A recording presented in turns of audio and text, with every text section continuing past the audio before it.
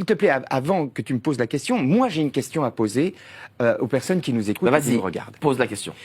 Est-ce que vous vous êtes posé la question de savoir pourquoi quelqu'un qui est sûr qu'il va perdre une guerre veut à ce point la déclencher?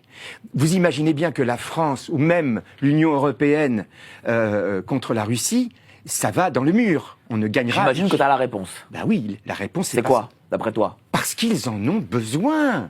Ils ont besoin de ces guerres, de cette guerre. Ils en ont besoin comme on a eu besoin de toutes les guerres. Ils ont besoin de sacrifier les peuples européens? Oui, ils ont besoin déjà pour sauver leur cul déjà. Hein?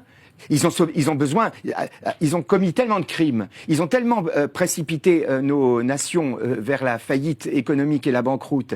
Ils sont tellement responsables de tout ça qu'ils ne peuvent s'en sortir que par une guerre. Donc cette guerre, c'est pour sauver leur cul. Excuse-moi d'être français et de temps en temps être un peu trivial. T'as raison, mais tu as raison, il faut le dire. C'est pour sauver leur cul. C'est pas pour défendre l'Ukraine. L'Ukraine, en ce moment, est gouvernée. Et il faut faire la différence entre les Ukrainiens et le gouvernement ukrainien. Moi, j'ai beaucoup d'amis ukrainiens. Quand aujourd'hui, je mène une offensive culturelle en Russie, c'est pas contre les Ukrainiens.